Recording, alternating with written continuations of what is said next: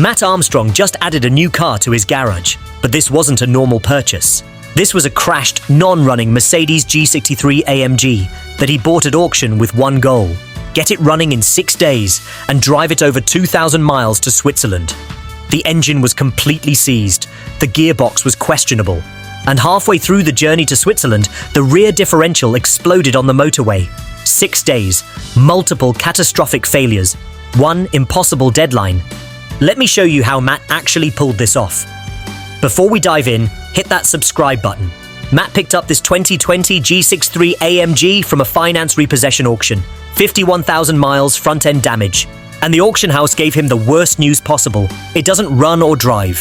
But the price was good enough that Matt knew this was his chance to finally own a G-Wagon without paying the insane markup these things normally command.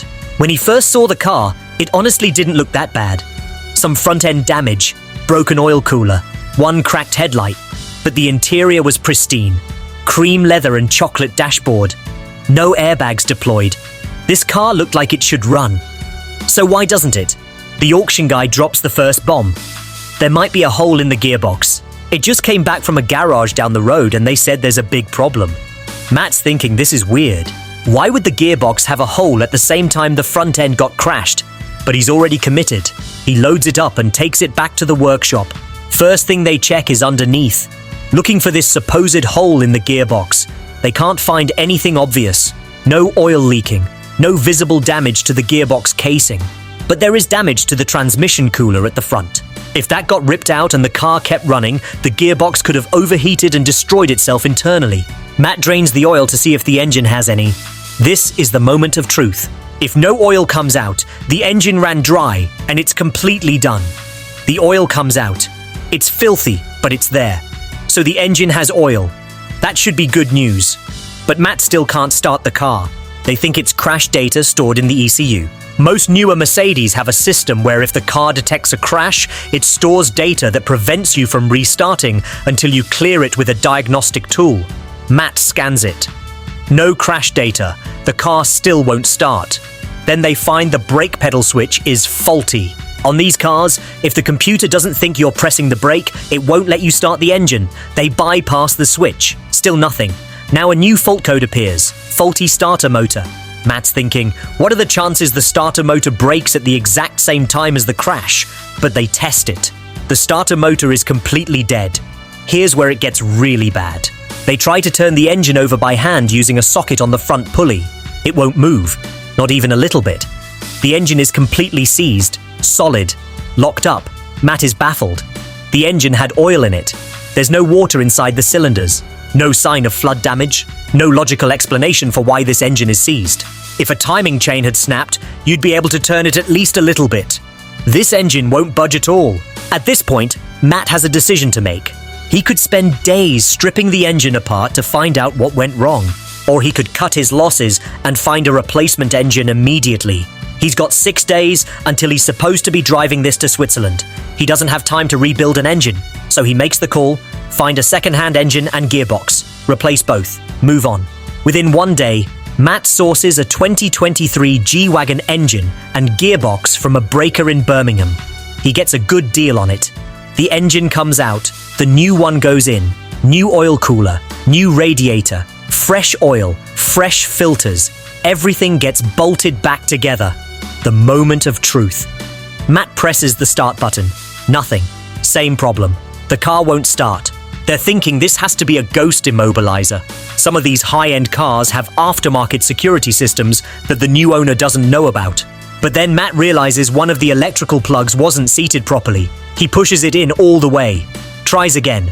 The engine fires up immediately. It sounds perfect. No issues. Matt can't believe it. They actually did it. The car runs. Now they just need to fill the gearbox with oil, finish the bodywork, and they're good to go. But Matt doesn't do anything halfway. He decides to go big on this build. He orders the full Urban body kit, carbon fiber everywhere, wider arches, new front and rear bumpers, aggressive side skirts, custom exhaust, the works. The kit transforms the G-Wagon completely. It sits 30 millimeters wider on each side. Looks absolutely mental. They get the body kit fitted. New painted front wing, both headlights. Custom wheels from Bossen in collaboration with Urban. Winter tires because they're driving to Switzerland, and Matt learned his lesson from last time. The car looks incredible. Everything is working. They're ready to leave. Matt takes it for a test drive to make sure everything is solid. He's on the motorway heading back from the wheel shop. Suddenly, a horrendous noise, grinding, banging. Something is seriously wrong. He pulls over immediately. They think the drive shaft broke, or maybe the differential. They can smell gear oil. They get the car back to the workshop, lift it up, inspect the rear differential. The roller bearings inside have completely self-destructed. The rear diff is done. This is another catastrophic failure with no warning, just like the engine. 51,000 miles and the rear differential just grenades itself. Matt doesn't have time to rebuild a differential. They're supposed to leave for Switzerland in hours, so he calls the same guy in Birmingham who sold him the engine. Believe it or not, I need your rear differential too. They buy the entire rear subframe. Differential, axles, everything. Swap the whole thing in one go. New problem. The car goes into low range mode and won't come out. It's stuck, won't select gears properly, fault codes everywhere. The transfer case is throwing errors. Matt spends hours resetting modules, doing teaching procedures, trying to get the car to recognize the new differential. Finally, it works. All the faults clear. The car is ready, 6 days after buying it. After replacing the engine, after replacing the gearbox, after replacing the rear differential, after fitting a full Urban body kit, Matt Armstrong actually makes it to the ferry. They're heading to Switzerland. The drive is long, over 2,000 miles total. The G-Wagon is doing 16 miles per gallon. They're stopping for fuel constantly, but both cars are running strong. Matt's dad is in his DBX that they rebuilt the engine on. First time that car has been on a road trip since the engine rebuild. Both cars make it to Switzerland with no issues. Let's talk about what this build actually cost. The G-Wagon was £72,000 at auction. Matt spent £38,000 on parts. Engine, gearbox, differential, Urban body kit, wheels, everything. Total investment is £110,000. When you look at the price of Urban kitted G63 AMGs from 2020 with that mileage, they're selling for way more than that. Matt actually made a profit on paper even after all the catastrophic failures. This is the newest addition to Matt's garage, and it fits perfectly alongside his collection. The Lamborghini Gallardo twin turbo, the Murcielago manual V12, the McLaren 720S, the Porsche GT3 RS, Hannah's Lamborghini Urus, the Audi RS6, the Rolls-Royce Cullinan, the Rolls-Royce Wraith Mansory, every single one rebuilt from salvage or damage, every single one with a story. The G-Wagon takes its place in that lineup now, and it's already proven itself. 6 days from non-runner to completing a 2,000-mile road trip across Europe. That's not normal. That's not how most people approach car builds. But that's exactly why people watch Matt Armstrong. He takes on projects that seem impossible, and he finds a way to make them work. The thing that makes Matt different is his mindset. When everyone else sees a crashed, seized G-Wagon as a money pit, Matt sees opportunity. When the differential explodes hours before departure, most people would postpone the trip. Matt replaces the entire rear subframe in a workshop parking lot and makes the ferry on time. This is what happens when you refuse to accept failure as an option. Matt's been doing this for years.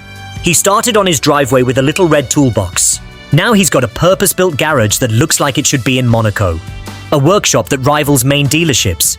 A collection worth over £2 million. And it all started with taking risks that everyone else said was stupid. The G-Wagon build is a perfect example of Matt's approach.